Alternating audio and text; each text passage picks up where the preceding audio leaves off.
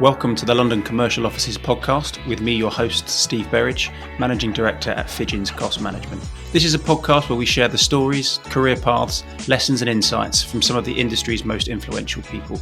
Anything contained within our podcast should not be considered professional advice, and if you haven't done so already, please hit the subscribe or follow buttons to ensure you don't miss any of the amazing guests we've got coming up.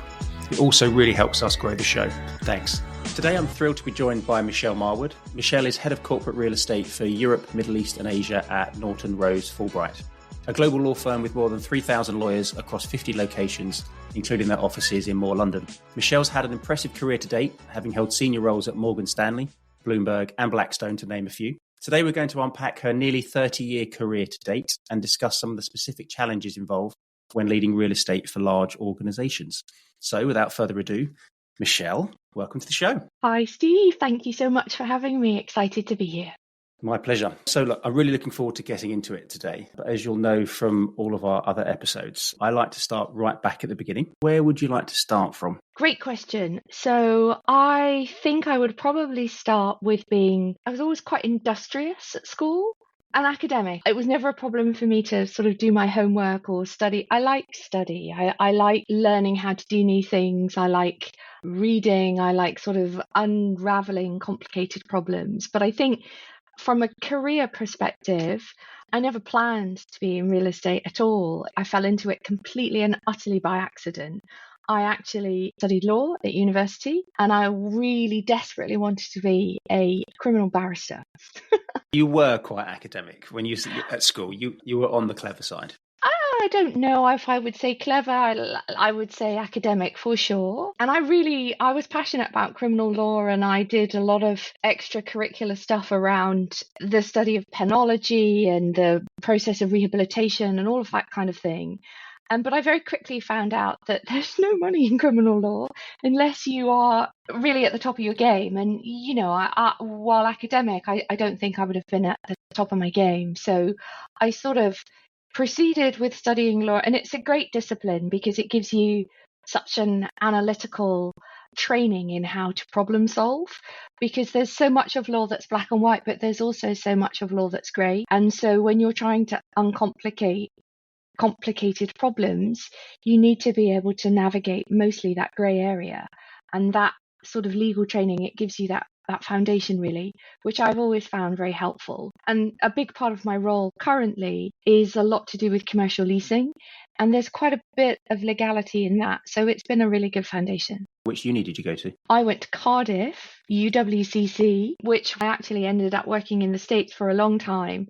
And so when I would refer to the University of Wales College of Cardiff, it used to be called, the law school there, when I would refer to it as UWCC, it would always get mistaken for a major US university. So I could not refer to it as that anymore, which I always found quite amusing. So studying then law in Cardiff, at what point during that sort of degree did you realise that you didn't want to pursue that? I didn't realise it until I started working as a trainee solicitor when I left, already graduated university. Gotcha. And I was working for a little company in the West End, actually, I don't remember their name, but the role of that company was to provide licenses to large Hollywood cartoon characters. So if you ever take your kids, very niche, yeah. So if you ever take your kids to Burger King or McDonald's or what have you, maybe there's a kiddies promotions meal on and the wrapper that the burger comes in,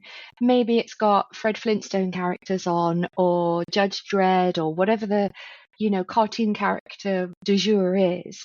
So there needs to be a legal document that governs how those characters are reproduced. And so the company that I worked for was responsible for writing the license agreements that made sure that how those characters were reproduced were exactly as the owners of that intellectual property intended them to be. So the business itself was quite interesting, but the work was not terribly interesting for me. And back in those days, it seems crazy to say this, you would look in the newspaper to find a job. And I remember reading, I think it was the Times, and I just happened upon this advert for a job at a company called Bloomberg. I had no idea what Bloomberg was or what they did. And I went along for that interview and got the job. So you had no previous experience in I'm going to say real estate, but in terms of the None. management side of real estate? None at all. And I remember, and Bloomberg is a fantastic company. I absolutely loved my time at Bloomberg. I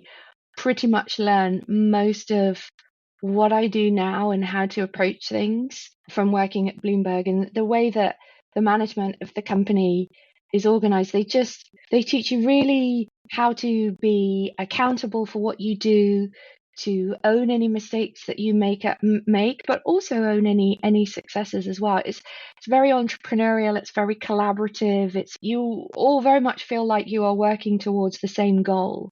And that's a very nice environment to work for. And I find that I have gravitated towards companies that do have that entrepreneurial spirit. I think most companies believe that they do, but in reality, they don't always do. And I think where I've had my most enjoyable roles, it's in an environment like that. But I'll never forget the very first project meeting that I ever attended. The usual sort of setup with the team, somebody was talking about grommets, and I had no idea what they were talking about. Well, you wouldn't. You'd think they were the things No that goes idea. in your ear Yeah. if you've never experienced it before. And I felt very stupid for asking the question, what's a grommet? So, in later years, I've sort of just often had a head in my hands moment. How did I not know what that was and ask that question? But that was a very long time ago. But I learned a lot at Bloomberg, and I'm very grateful to all of those people who took me under their wing over the years and, showed me in a very uncondescending, very uncomplicated way, well, this is what that means, and this is what that means. And I don't think you can beat learning on the job. Like, book learning is really important because it gives you that analytical foundation. On the job learning, you can't beat it. Agreed. So you were there for, I think, 10 years? 10 years? Yeah, 10 years, yeah. Sort of a whistle-stop tour through those 10 years in terms of, day one, what's a grommet, through to the end of your tenure at Bloomberg. What was your role by that point in time? What were you responsible for?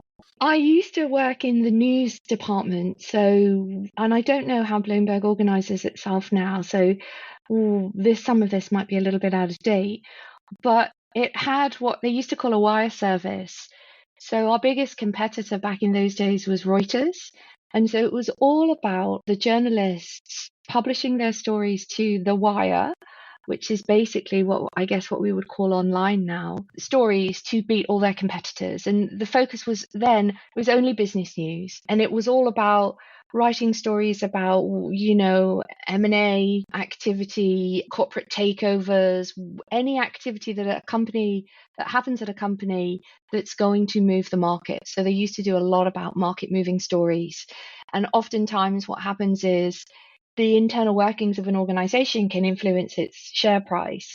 And so if they report on that as a journalistic news story, it has the ability to move a market in some respect. And so that speed to publish a story to the wire is really important. And so Bloomberg had a lot of print journalists who would churn out these stories. But in order to do that on a global basis, they used to have journalists based in each country, because you have to be boots on the ground. You have to be in Italy or France or Spain or Greece or wherever it might be, because those journalists need the relationships with the CEOs of the companies in that country. They need to be able to go to those press conferences, doorstop the CEOs, doorstop the CFOs. They need to be able to speak the local language. They need those local contacts. So my role, while in the news division, was about supporting all of the journalists and taking care of everything that wasn't writing a news story. But a big part of that was opening new offices in each of these new countries. And so that's how I sort of accidentally fell into this thing that we call property real estate, etc., etc. We've run out of space. We're hiring 50 more journalists. We don't have enough room. Okay, open a new office. And all of the things that come with doing that. And that's how I learned what I do. And it was great. It was an absolute baptism of fire, for sure. Or as we say in New York, like drinking fire hydrant, which is unpleasant at best. But it was great. I loved it. and became a property junkie fairly quickly. And by the time I left Bloomberg, I'd moved into the real estate team and met my first mentor, a guy called Paul Dara, who is brilliant, great guy, taught me loads. And we ended up doing the New York headquarters of Bloomberg before I left. So yeah, Fantastic. it was great. Yeah, really great. So in terms of moving on from Bloomberg, so you're having a great time, 10 years in. What was it, and you may or may not remember, but what was it that prompted the move? Was it something lacking where you were? Was it you were seeking new opportunity, slightly different role? Do you remember what prompted that jump? Very, very well. New York is big, but it's small at the same time. Back then, I'd left London in sort of 2000. So we delivered that headquarters project around 2006, I think it was. That was my 10-year anniversary at Bloomberg. And I knew that I wanted to focus on property and real estate, workplace, design, etc. And it sort of felt like, well, it doesn't seem like Bloomberg is going to do another big project like that in the foreseeable future. So it was a very bittersweet decision because, I never really wanted to leave Bloomberg, but to move your career along, you sort of have to. I think the core team that worked on that project, they were all thinking the same things and thinking about moving on. I know that eventually my boss and mentor, he would move on. So it was time to sort of spread my wings a little bit and move elsewhere. And I've sort of been constantly searching for a company with that entrepreneurial spirit ever since, I think. Yeah, so that's 2006, I think that would have been there or thereabouts, Right. maybe the end of. So how did the next role come about? Was it an advert in the back of a newspaper again? Or by that point? Look, there's lots of things that the Brits do well. There's lots of things that the Americans do well. But one thing that I think that the Americans do particularly well, and I think that they do it much better than us Brits, is they teach you how to network. And I learned how to network in the industry, make contacts, speak to people, make connections over LinkedIn, etc., etc.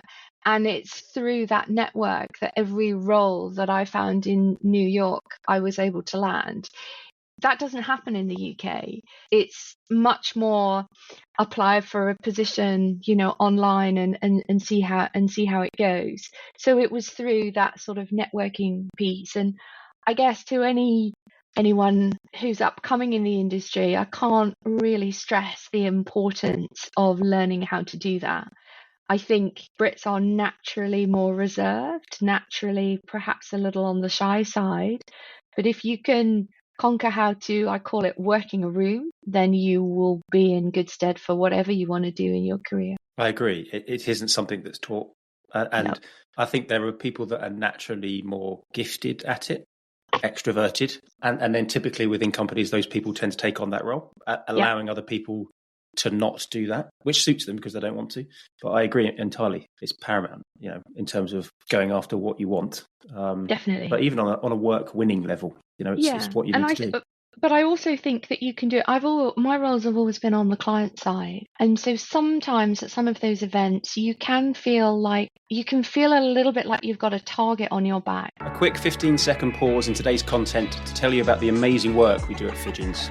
We're a small but powerful team of cost consultants based on Oxford Street and focused on the London commercial sector. We help project managers and end users successfully deliver a vision for their projects. For our smaller schemes, 10,000 square foot and upwards, we offer a neat one-stop solution covering PM, CM and EA roles, which is particularly well suited for fast-paced, budget-constrained projects. We also work with a range of brilliant project managers on larger office fit-outs where we solely provide cost management services. These currently include 2 exciting large occupier schemes, both with build costs in excess of 20 million. Whether you're an end user, an asset manager or a project manager, our only rule is that you're nice to work with because life's too short to not enjoy your day job. So if you want to find out how we do things differently, send me a message on LinkedIn and we can have a chat. Now, back to the show. Because yeah, exactly. You've got lots of service providers coming to you and pitching services and whatnot. And I think that's just naturally how the industry works. But I think that there is a way that you can network without doing a real hard sales job on people. BD becomes frustrating when you just feel like you're being sold to. Worked. Yeah. Yeah. I completely agree. I'm just looking at your extensive career, looking at some of the longer sort of roles that you've had. Where would you like to jump to? I think, I predominantly spent a lot of time in financial services. I did a stint at Citibank, I did a stint at Morgan Stanley.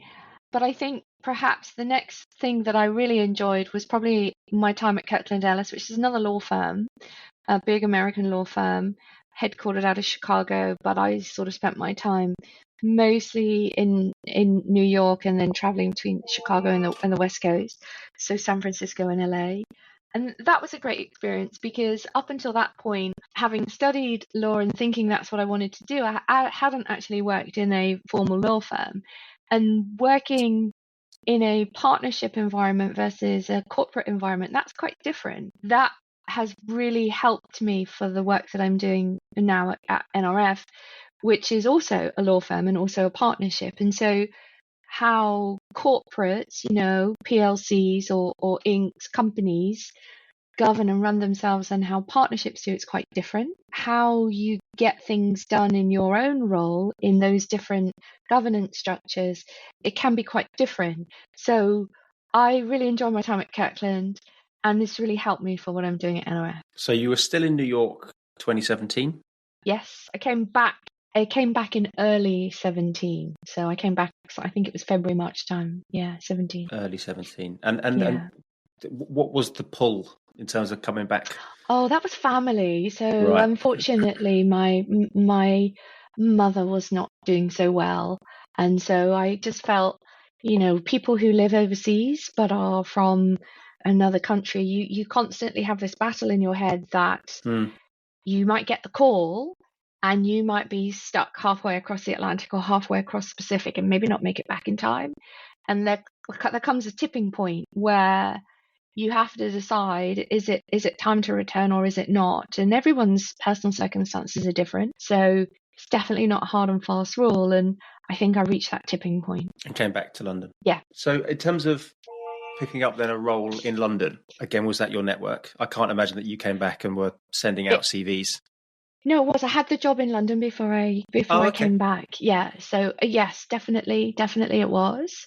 And Blackstone are a great company, very active in the real estate space. So it was exciting to work for an organization that really understands what real estate and property is.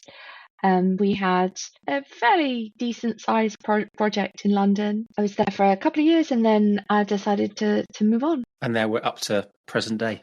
We're up to present day. NRF. So Norton Rose Fulbright. So firstly then, in terms of joining NRF, again, I'm assuming part of your network. It was, yes. What was it, if you can remember? So this was sort of October 2020. That's I think, right. that sort of time. Yeah. What was it that initially attracted you to joining NRF? So again, it was the fact that the portfolio is quite diverse. So when I was working in the States, it sounds quite exciting to do things in New York, Chicago, San Francisco, whatever. But in actuality, the United States is one country. And so while there are differences state to state, how you do construction in LA to San Fran to New York is exactly the same. There are some state differences. New York is probably much faster paced than anywhere else. West Coast is always really pretty relaxed. And if you're on the East Coast, you get really frustrated that sometimes people are not getting back to you quickly enough. But having a portfolio that's Europe, the Middle East, and Asia, that's lots and lots of different countries. Each country has its own challenges. Each country has its own culture, the way that you approach a project. Even something like the REBA stages, that's not universal. That is fairly unique to the UK. It is applied in some way, shape, or form, country to country, but it's not exactly the same. That's really interesting to me because every project is unique to that country. The more you do in each different country, you get to understand, well, this is how it's done in France, and this is what's typical in Germany, and this is what's typical in, Saudi Arabia or China or wherever. And I have always liked that sort of international multicultural. It just makes things way more interesting. Can you talk to me about your role in terms of, your position within the corporate real estate team, the men, women that you work with that support you, sort of almost down to, day-to-day challenges and firefighting that you're having to do, as well as picking up the bigger strategy pieces, to ensure the Sure. long-term real estate process? So the team is really quite small. I've always had quite lean teams that are employees of the firm that I work for, and we tend to staff up and staff down with external consultants based on expertise as needed. My role, I'm responsible for the real estate portfolio for Europe, the Middle East, and Africa. It's about 24 locations, and probably I would say it's about 1,600 people in total.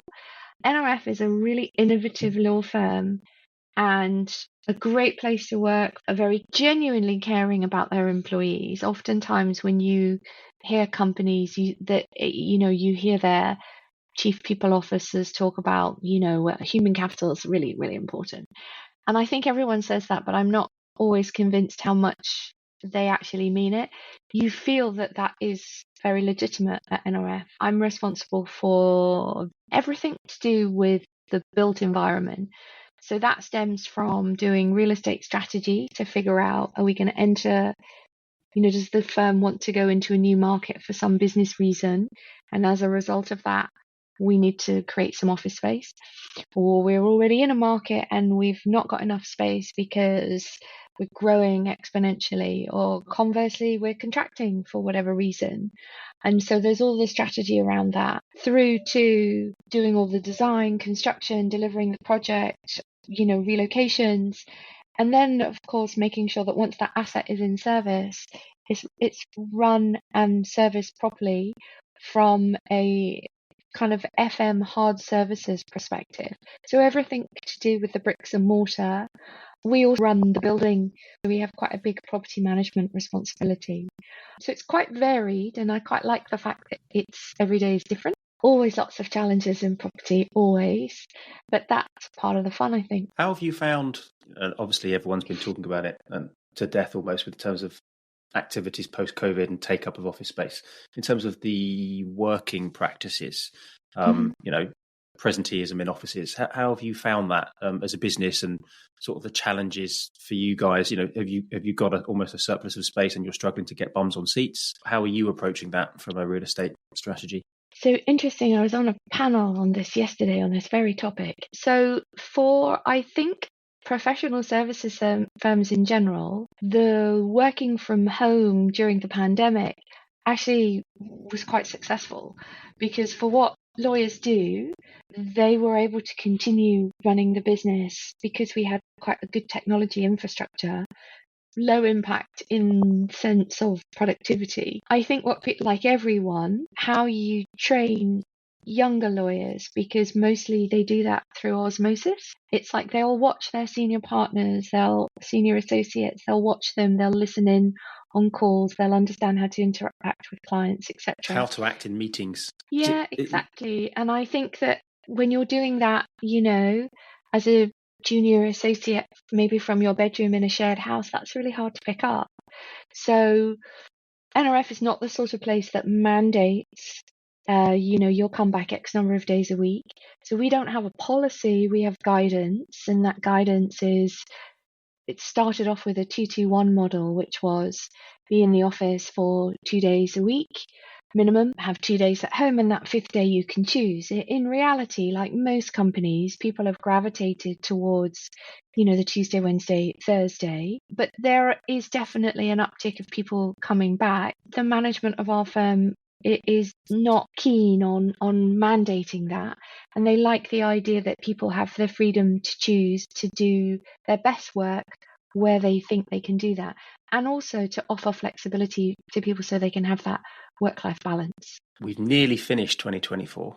It's been a very quick year. In terms of looking ahead for 2025, what's on your radar? What are you looking forward to? What do you find interesting? I say, what fires do you think you're going to be fighting inevitably in 2025? Well, if I had a crystal ball, I would not be in the True. Game of property. You'd be back in the financial markets. Yeah, exactly. I'd be doing high frequency trading. I think it's probably going to be more of the same. I think it's going to be really interesting to see how the recent US election result plays out. We've got a new government ourselves in the UK. I think that the next few years, this is just my personal opinion, will probably be a bit turbulent, a little bit unpredictable. I think in terms of my role, any degree of uncertainty is not helpful to making long-term real estate planning decisions. I'm fairly clear what my project pipeline is for NRF. I'm not going to be specific about that just because we don't really talk about that until we're ready to. So I've got 2 or 3 probably big projects on the horizon. In terms of the return to work, I think, this was a common theme at the conference I was at yesterday. While a lot of the big sort of financial services company and some of the tech companies have come out with this, return to work 5-day mandate.